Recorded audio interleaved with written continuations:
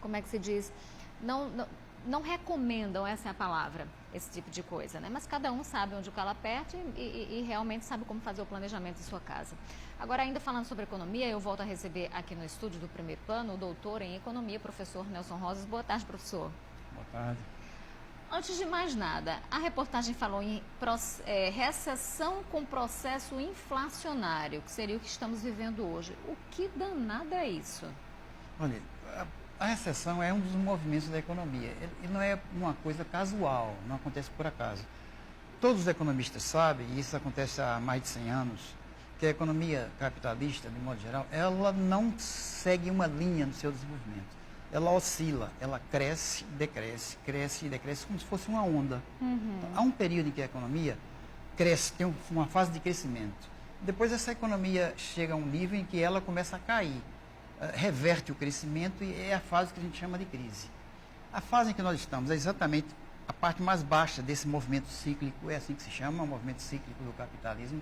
É a parte mais baixa, que é chamada de depressão, recessão. Há vários termos para indicar essa fase que nós estamos vivendo. A história já fala, inclusive, em grande depressão, a gente viveu isso no passado, exatamente falando dessa crise financeira. Já vivemos no passado, em 1929, 30, que é o caso clássico, que é citado por todo mundo, e agora em 2008, que abalou o mundo. A questão não está em constatar que esse fenômeno existe. Você não pode imaginar que esse processo que nós estamos passando agora é único, está acontecendo agora e nunca aconteceu antes. Isso não é verdade. Ele acontece em períodos que vão de 6 a 11 anos. Então, é uma coisa que ela é normal, natural do sistema capitalista, que vive também dessa questão do consumo. Exatamente. É absolutamente normal na sociedade capitalista e sempre foi assim e sempre será. Portanto, essa fase que nós estamos vivendo, ela vai ser ultrapassada e nós vamos entrar outra vez em recuperação. O problema está em explicar por que razão é que o sistema capitalista se desenvolve segundo esse ciclo de crescimento e depressão. Esse aqui é o problema e aí é onde os economistas brigam, discutem entre si e é um assunto incômodo. Este é um assunto incômodo. Inclusive, a gente vê isso acontecendo em países desenvolvidos, em países cuja economia tem certa estabilidade. A gente viu isso, o senhor citou 2008, né, com a grande crise econômica que começou lá nos Estados Unidos. Esse é um fenômeno geral. Ele acontece com mais ou menos intensidade. Quando acontece com mais intensidade, todo mundo vê e grita. Quando acontece com menos intensidade, é como se ele não existisse. Todo mundo faz de conta que não vê. Mas há estatística, através das estatísticas, você pode observar essa curva de crescimento e decrescimento da economia em todos os países do mundo. O problema é quando você tem uma economia que está em crise e você tem um governo também, uma política em crise. Então, a gente tem uma economia em crise, aí a gente vem, isso acaba deixando a crise política ainda mais inflamada, digamos assim. Por isso, então, a presidente Dilma Rousseff vem enfrentando esse processo catastrófico na imagem e também na gestão. Esse é um problema, não é? Porque a economia acaba com qualquer governo.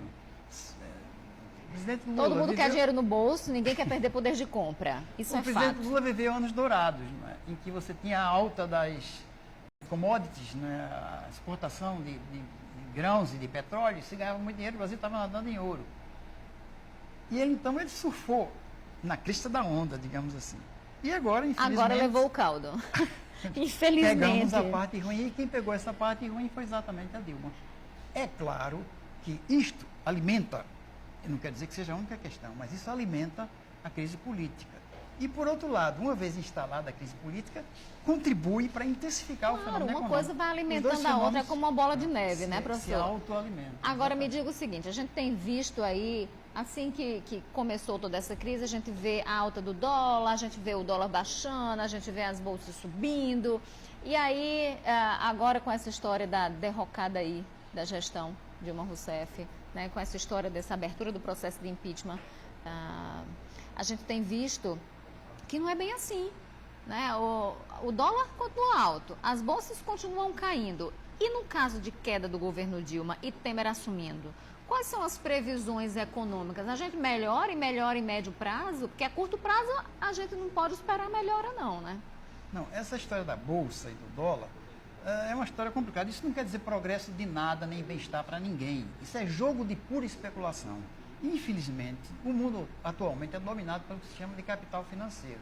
E o jogo financeiro dos grandes grupos jogam com a vida, com o destino das nações, E esse é que faz esse efeito de sobe bolsa, desce, sobe dólar, desce dólar. Isso é um efeito de pura especulação. E quando então se diz que a agência internacional tal rebaixou a nota do Brasil, o que é que isso significa na prática?